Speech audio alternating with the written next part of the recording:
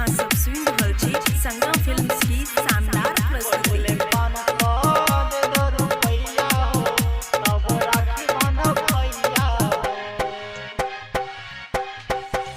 पहले 500 दे दो रुपैया हो तब राखी बांधब भैया हो।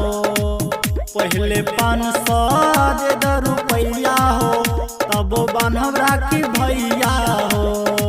लाइव मिठाई हो तो के खिलाई हो, लाइव मिठाई हो तो के खिलाई हो, सुना रही ना कलैया हो। पहले 500 दे दो रुपैया हो तब राखी बांधब भैया हो।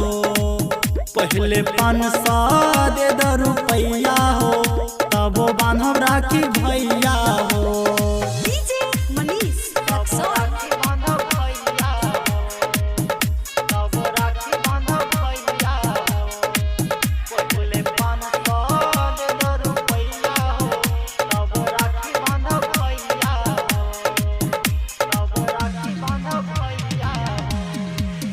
मेला लागल हाँ लागल सुनला भैया हो।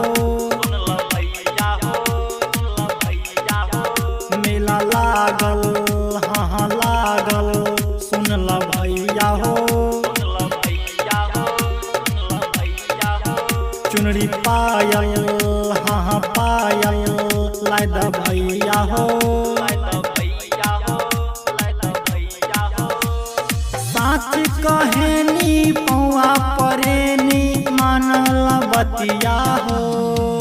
पहले 500 दे दो रुपैया हो तब बांधब राखी भैया हो। पहले 500 दे दो रुपैया हो तब राखी बांधब भैया हो।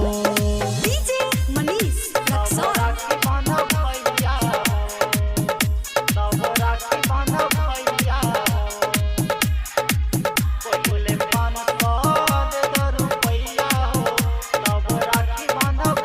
अहाँ सब सुनि रहल छी संगम फिल्म्स की शानदार प्रस्तुति। इंद्र अलबेला अलबेला भाई के कहेला।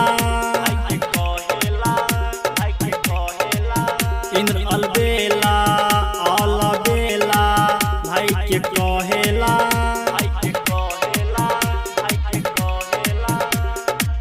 सबके भैया के असहूँ राखी बांधेला। दिहा आशीष बाबानी नसीबा सुना हमर भैया हो।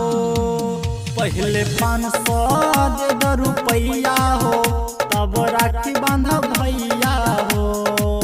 पहले 500 दे दो रुपैया हो